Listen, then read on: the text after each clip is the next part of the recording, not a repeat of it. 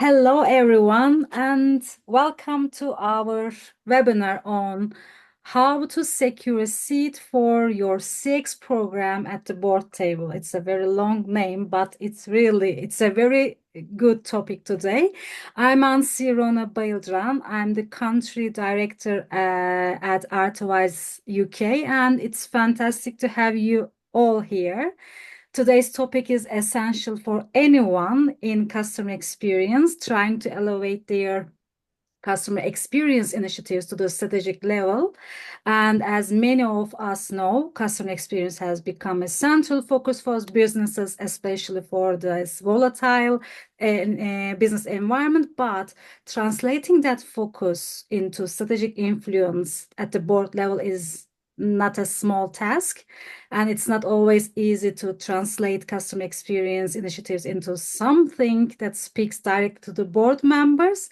But that's exactly what we are here to help you do.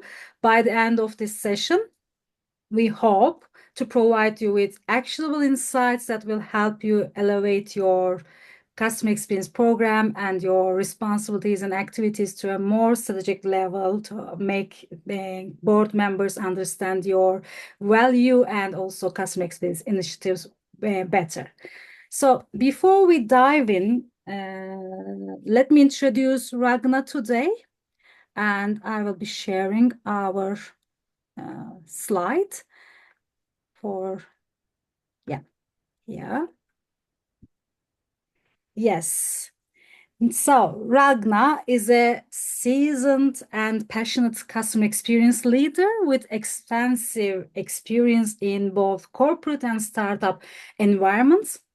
And she's currently serves as the VP of Customer Success at Clink, and she's the founder of Ragna Digital. And I will let her to tell about her job and what's she doing in Ragna Digital. And she's also a mentor and a speaker, and she is well known where she helps companies transform their customer experience programs into especially strategic assets. And what makes her expertise so valuable for us today is her deep understanding of both customer success for especially B2B industry and AI. And yeah, it's have your say, Ragna. This is your time to move. Thank you so much for that warm welcome. And I'm super happy to be here with you today. And as you said, it's a super exciting topic to talk about, and one that everybody who had to fight for budget and had to fight for the right of a customer experience project, but also in general for projects. It's a topic that everybody knows. So you can see here also my LinkedIn if you want to connect. I'm always happy to get to know new people. So as you said, Ansi, thank you for the intro. My background is customer experience, and 2 years ago, I decided that I want to get even closer to customers, which meant that I took over a strategic role in expanding the customer success, well, creating a customer success team for a scale up with a headquarter in the Netherlands, but also bringing the customer support teams, both B2B and B2C, to the next level. So you can see I was also, or I am also really involved in actually talking to customers, which is something that you're not always exposed to when you're working in customer experience. And I Correct. really wanted to get very close to them because that helped me to understand some of the issues that I faced myself as a customer experience leader in the big company that I've been working for before, to really get my case across, to make sure that my case is understood, the importance of customer experience and a good customer experience is understood. And that is something that not always happened at that time. And I have learned a lot in these years working very closely with customers and being also commercially more involved. Yeah, Yes. that's a very great asset to have. Good. Well, then, thank you for moving the pages. Let's jump to the first one. And that is looks a bit busy, but that is the foundation for everything. And just a warning before we go in more in details, I will talk a lot about data and a lot about numbers, because that is one thing I realized we are very good in customer experience in understanding verbatims, understanding themes of customer feedback. What I, at least myself, realized with myself is that I was not that good with numbers. Mm, And that is essential, because that's the one thing that you need to learn, need to be super savvy on. Know your numbers. But before you know your numbers, we have to start with the data. And you see the page here being split into two parts.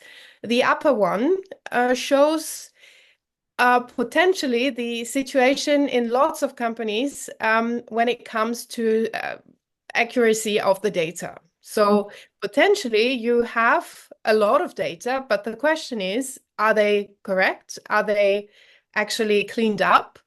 Do mhm. they make sense? Because whatever you have there, you have to make sure that it is correct, because that will be the basis where you put, for example, everybody uses AI now, where you have your AI going over and taking assumptions from it. So for sure, you don't want to teach your AI wrong stuff. So Yeah. that's the essential starting point for everything that comes afterwards. Yeah, this is the backbone for any kind of customer experience or customer relationship management initiatives. Yeah, yeah, Yeah, correct. exactly. Yeah. And how is So it possible to make that work as a good back infrastructure for data? As we look into those pictures, they are contrasting with each other. There are lots of cables out of there. One is the neat one, the other one is complex, and we know that in many companies, especially throughout time, the company throughout those years, the company is using some kind of different infrastructures for data, and they are capturing the data in different storage areas and so how is it possible to make a neat use of data structure to make available for any kind of customer initiative? yeah, it is. I have to say it's a longer project, and it is something that some companies understood earlier on when we talked about big data, etc. That has been a Yeah. buzzword for quite a while. Yes, And correct. some thought it was not needed.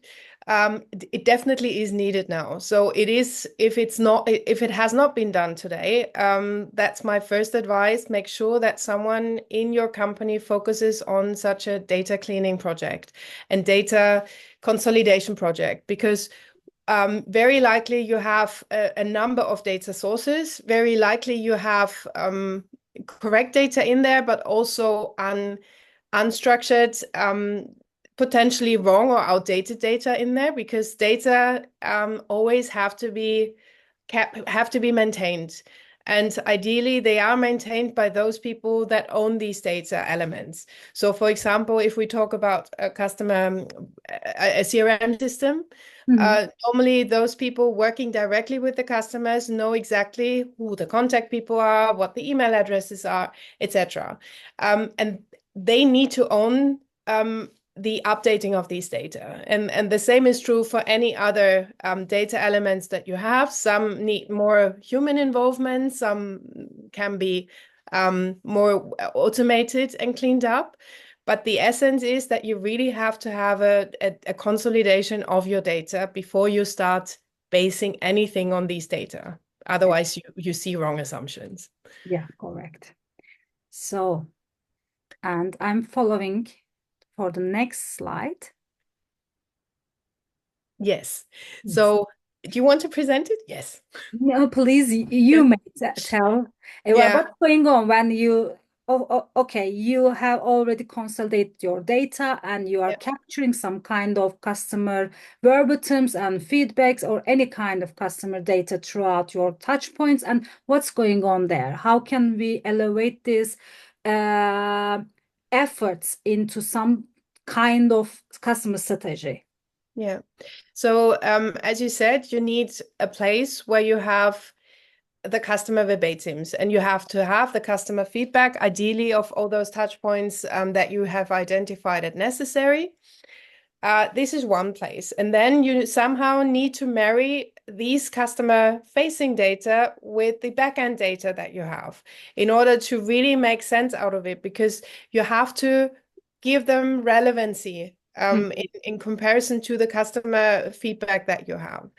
And when you are lucky to have a tool that has all of this in there, you can then, for example, do some action planning based on these data, or you have additional advanced customer experience analytics with these additional data sources that have been pulled in, which of course enrich the analytics and the outcomes big time. Because one of the pain points that I was facing in my role as a customer experience leader was that we did not have the customer experience data aside with the CRM data. So we always had different places where the data was sitting, which made it very difficult to be actionable. No. So yes, we had all the feedback of customers in one place, but Mhm. then how did you combine it with what you knew from the CRM database, for example? How did you combine it with adoption data, etc.? All of this was not possible because we did not consolidate it. And with a tool that pulls in from various sources, in Mhm. addition to the CX data, then you really have a chance to do a proper analysis. That's great. And so you can make any kind of actions to be planned in your customer journey to be improved and enhanced for the sake of customer satisfaction. That would be possible to do that kind of job easier and merrier, let's say, Yeah. uh, as a customer experience professional with a software, with a tool to enable it for yourself Yeah. easily and to show it to the board members maybe. It's Yeah. very easy to say that if you visualize your data, you will capture the attention of the board members and so on. So we may continue, I think. Mhm. And here, Uh, Ragna. As I was warning you before, Yeah. talking about data and specifically about the revenue architecture. I have put here some buzzwords that mainly, well, they do appear both in the SaaS environment as well as in the on-prem one. I mention it now in the context of SaaS because I'm working at a SaaS company Mm, now.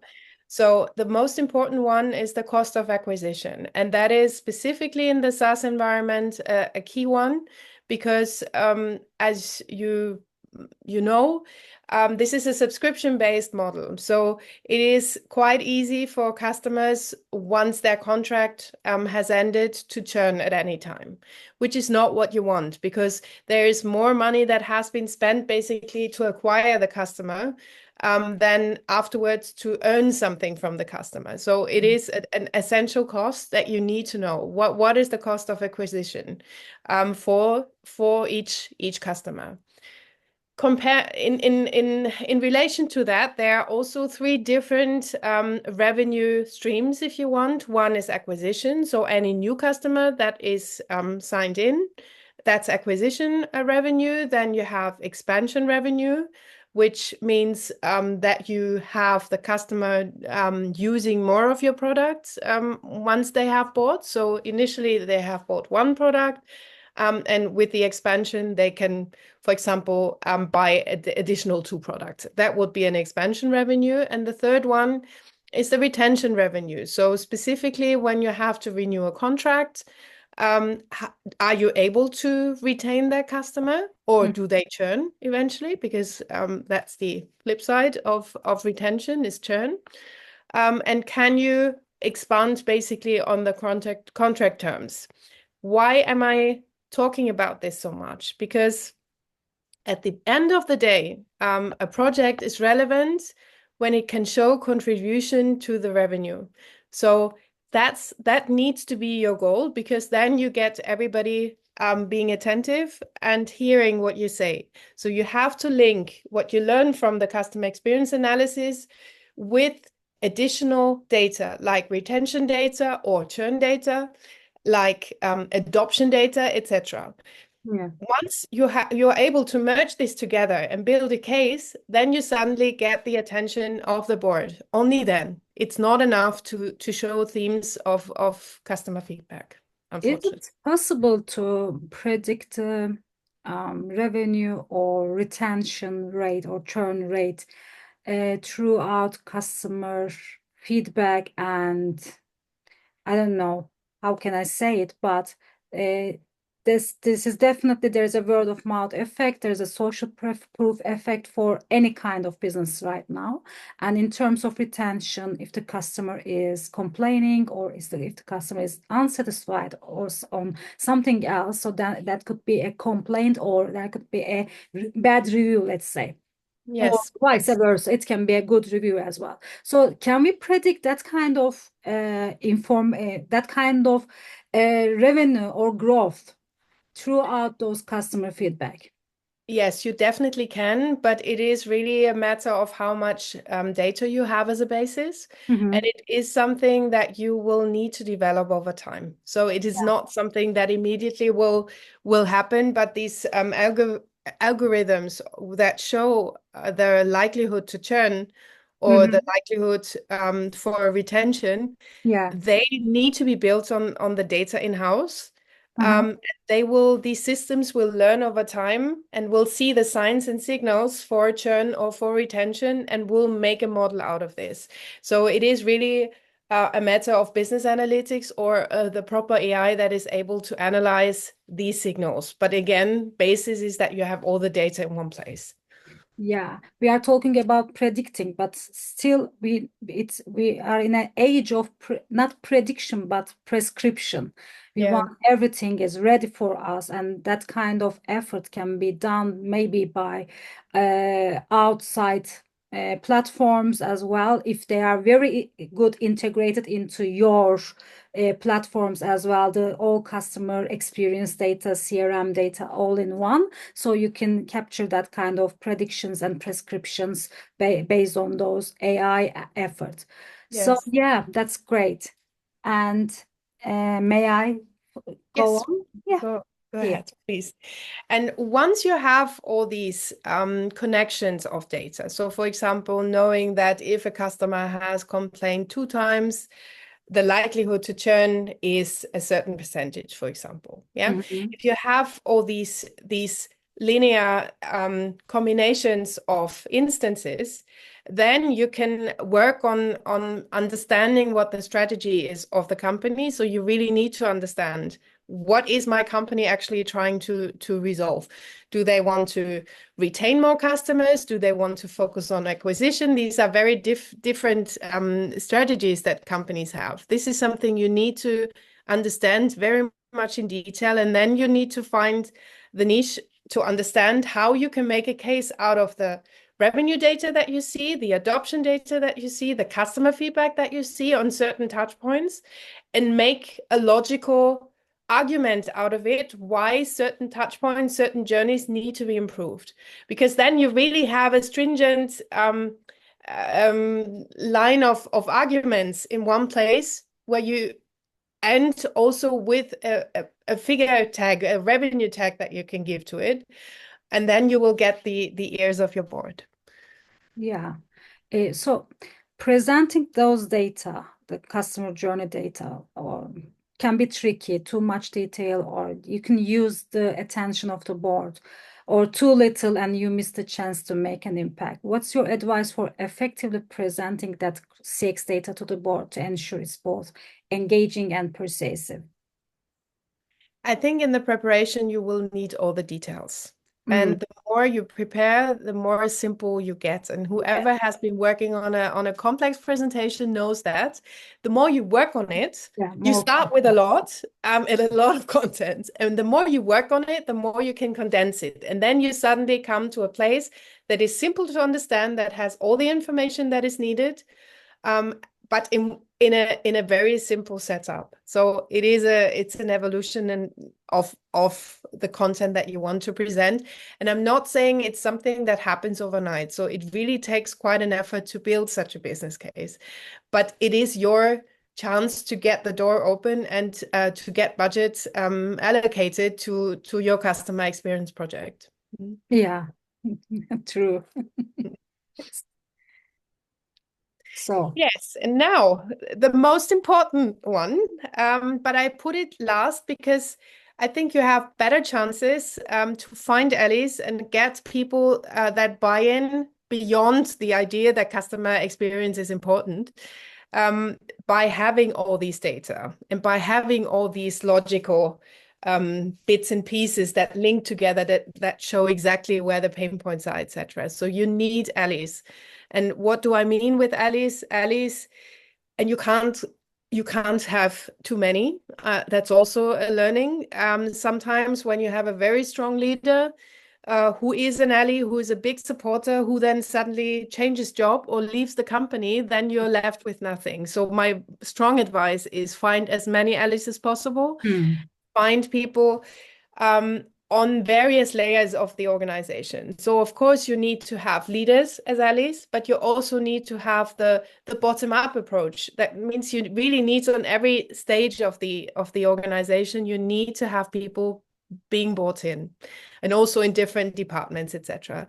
That is a constant effort, I would say. So you might lose some, you might gain some, but they are super important because as you know, you customer experience is a team sport.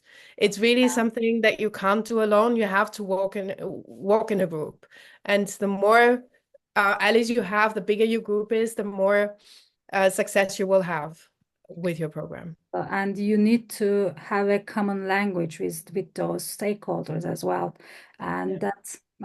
that common language can be possible by again a data infused platform or dashboard to Mhm. make some kind of conversation and some productive insight workshops or something like that, right?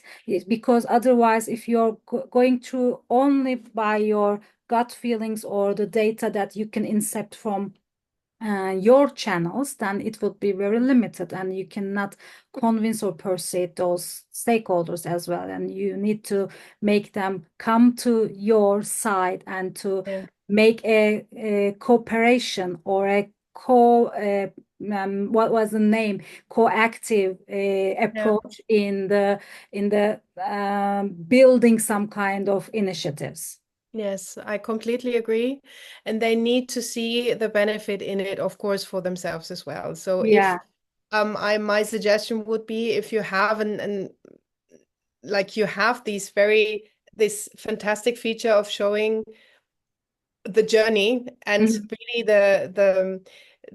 the feedback along the journey. So if you know certain touch points belong to certain teams, I would use exactly these touch points to really show and be really relevant and very targeted in what you want to show to them, because they will need to understand what the benefit is there in there for them to support you.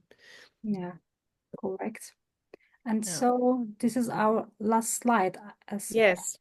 Summarizing it again. summarizing. Yeah, it's always good to summarize to see what the Yes. big picture.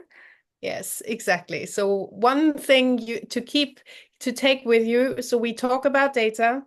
That's a basis. Very likely customer experience teams are not in charge of data. So you will have to find there already allies and really a lot of support to get such a data cleaning project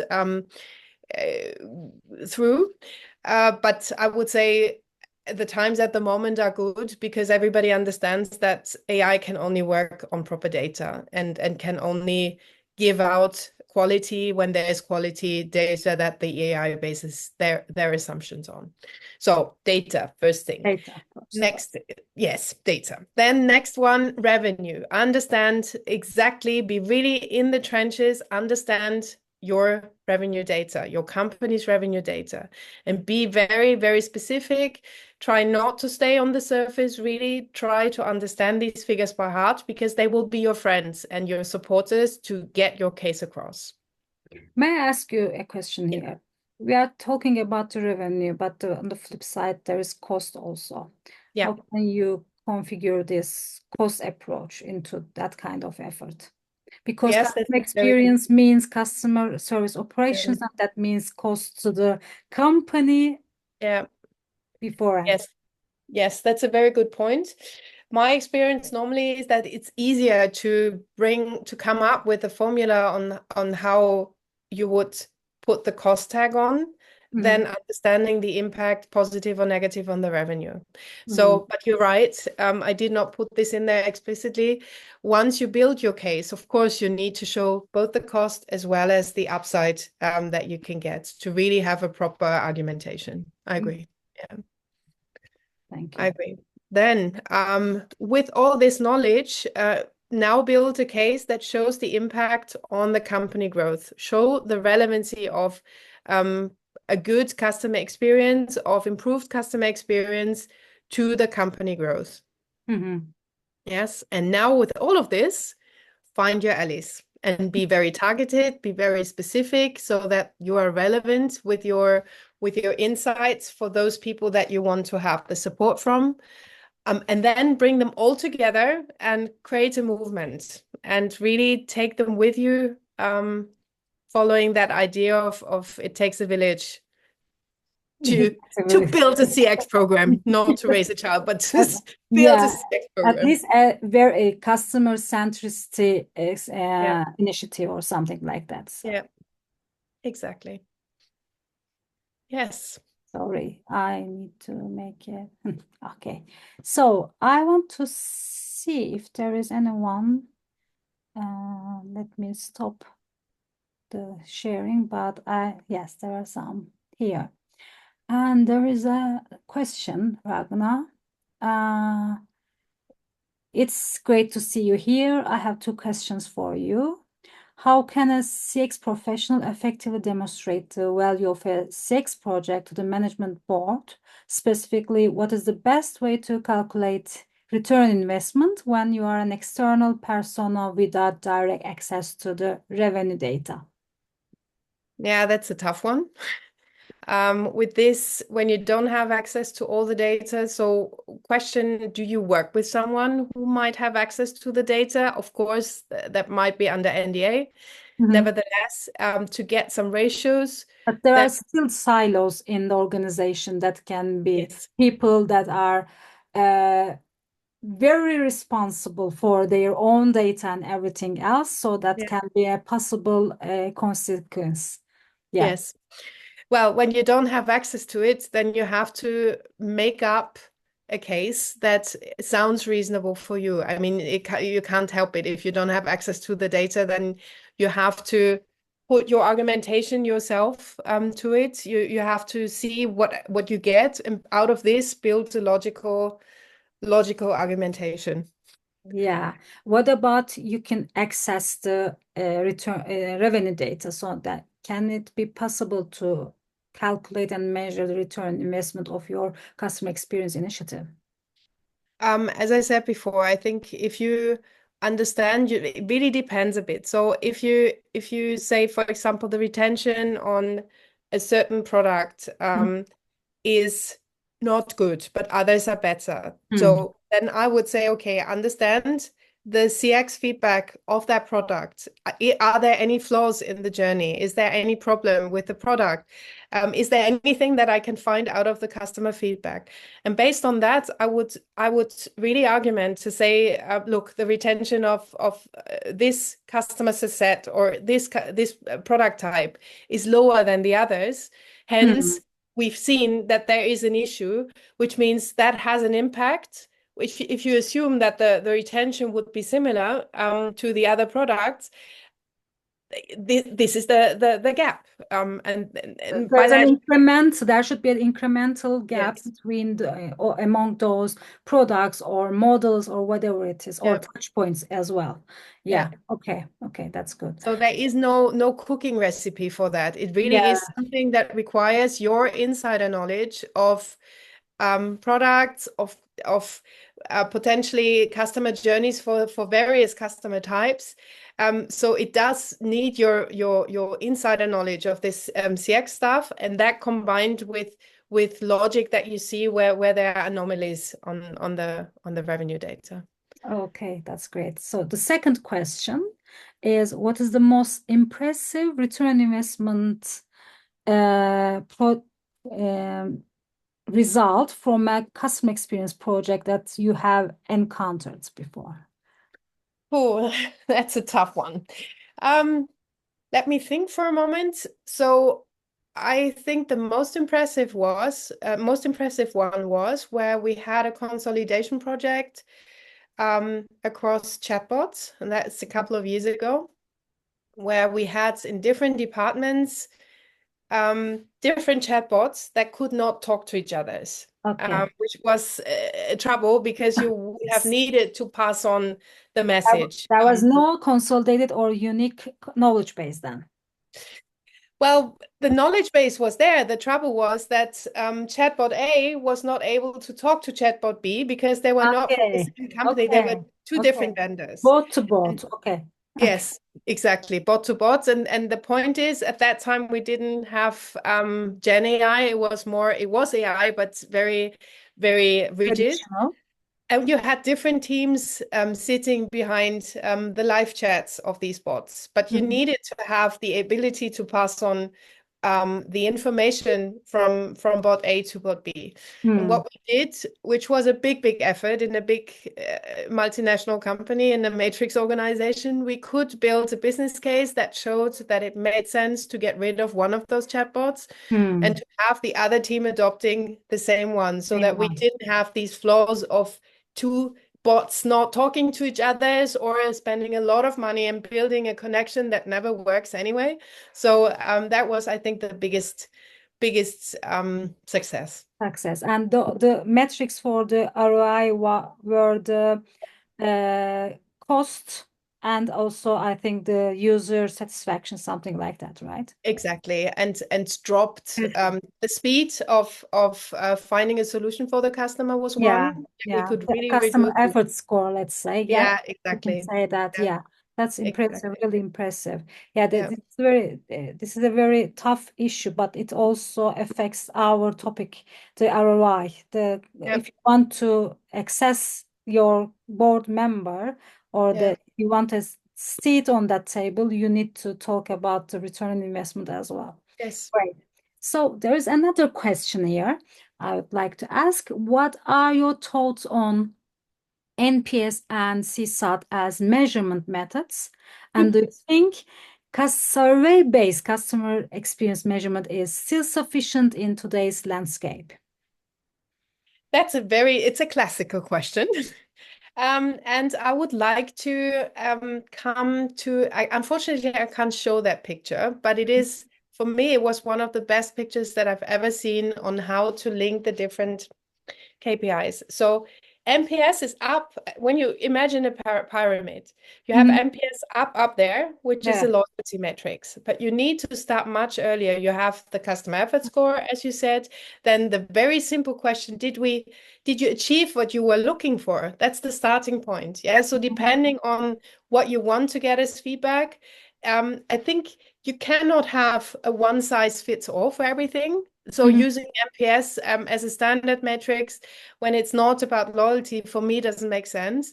Same thing, and that's my personal experience. I've seen that before. If you use NPS with NPS targets, that generates the wrong behavior because people want to reach their target, hence they will do certain things to get certain targets. So There are some shortcuts to reach the yes, target. or asking customers if they could give them a 9 or a 10. Oh, Yeah. yeah, this is a Which very simple one. Yeah. yes, it's simple, but it is completely It's normal really when you're giving effective. it. Yeah, but Yeah. it's not uh, right to do that. No, it's not, but it's human, Yeah, unfortunately. yeah, yeah. So, Yeah. You are um, confusing yeah. It's nonsense in that sense. Yeah. yeah, exactly. Because then the matrix doesn't mean anything. Yeah. So that's the part on the KPIs. Now the question on surveys. I think the surveys definitely have their right to be there, Mm-hmm. but you can't use a survey for everything. It depends on what you want as an insight. And if you can make it easy for customers, like for example, slide in slide-ins on web pages. They also provide insight, but they gather a lot of data already from the web page. They Mhm. don't force the customer to put data in that you know already. And that is something that sometimes happens with surveys, that we don't make it easy for customers to come back, but we ask them to repeat um, content that we should know already, just to make it a bit easier for us. Hmm. So I absolutely think that surveys have their rights. I also think that qualitative interviews have their rights. It really, for me, it's a mixture of everything Mixture of together. everything, yeah. Yeah, Any research, any customer, understanding customer is very important for us. yeah, Here, I would like to mention that yes, surveys are important, but I believe moment of truth yeah, very, very much yeah. because when something is forthcoming, then I can tell about it to my company, what's going Mhm, on in my experience. That mhm, would help me in terms of reviews, social media posts, or even a contact center or chat dialogue. So that means that I need a support, or I am appreciating something good in that moment. So I think mhm. surveys are in terms of the timing, they are a bit lagging right now. Yes, yeah, lagging. I agree. And they're more extensive normally. Yeah. That's why you don't do that so often, because there is this survey fatigue. We all know that. If we are bombarded with mails, with surveys all the time, you stop answering at one point in time. But as you said, I think these moments of truth are super valuable because they are spotlights at that moment in time Yeah. of if we have achieved what the customer was looking for. Now, what I think, and I mean, we all know that CX is only that good when you actually follow up with what you learn. If you just Mm. gather things and you never respond back to customers, when you don't close that loop, That, then yeah. first of all, you will lose that insight because people will not respond to you anymore. And Yeah. secondly, you lose all the trust of the customers in really making an impact. That is a very, very touchy moment. And it is also a very touchy moment internally to show the colors of a company. If you decide you want to introduce customer experience management or a program, Mhm. it is really important not just to gather and not do anything with it, but Mhm. really to actively go back both to employees as well as to customers what is going to happen with the insights that you gather there. Yeah. Yeah, yeah, you are all true in your says. So one last question from me. There is no question from our registrants. So I want to talk back about that persuading board members, let's say. Mm, Um, so or many times board members might see customer experience as just a soft initiative focused more on customer satisfaction than business impact. And you told us that you need to mention the revenue. mm, So how can customer experience leaders change that perception and frame customer experience as a strategic business driver that board members should prioritize? You shouldn't tell every time that you are talking about revenue. It's there. mm, The revenue is the final outcome of all our efforts in the company, right? mm, So, is there something different that we should do to make that understanding solid and sustainable enough to be on that seat? mm. What I always found powerful is when you give those customers that have left you a name and a seat on the table. So Mm-hmm. something super powerful is to put the names, the logos on there, and the Mm-hmm. reasons why they left, and what you've lost in terms of revenue because they left, how long they've been there with your company, etc. So by visualizing that you just and this is something I would always have there. I would never skip doing that. I would always find a way how I present this to say this is what happens to us because of us not focusing on customer experience, for example, or we might keep them if we improve, or the next ones that might be churning, if we improve these areas that we have highlighted. So give them a face, give them names. Have if you have interview feedback, if you do exit interviews. For me, exit interviews are one of those tools that are really, really, really very powerful. If you see a name of a person, what they told you, the logo of the company, etc., make it obvious that these are really companies, people that you lose because you're not focusing on it. Yeah. Yeah, that's a very good insight. Thank you very much. Yeah. You're welcome. Great. So today we have finished our, let me check if there's another thing in the, let me check, no chat. Okay. So thank you for coming here and being with us. And Ragna, you are precious. You are valuable to our community. So I'm very pleased to have a conversation in a sincere way there, and it would be very good for us to be again soon to meet up. And yeah, we are Artiwise. We are the customer experience platform gathering all the customer feedback throughout social media, contact center, chat, and everything else. So if you want to be in the boardroom, there should be a unified, visualized platform to help you do that, to convince not convince, to understand your customers first and what's going on in your each customer journey step, and then tell your stakeholders what's going on to help them also mutually benefiting for each action, and then telling this story on the boardroom. So Artwise can do that, and we are if you are interested in our product, we are very pleased to see you here. You can have any kind of meeting with us, and we are pleased to do so. Thank you. Ragnar, thank you very much again. Thank you. It was a pleasure being here with you, and it's always lovely to speak to you. I'm Thank really you very impressed much. about what you've built there. Yeah, I really have to say, because it brings you a long way, and really helps and supports to build these cases. So well done. It's a Thank you great, very much. Thank great you. way of looking Thank at you. data. Ciao. Bye, Bye. everybody.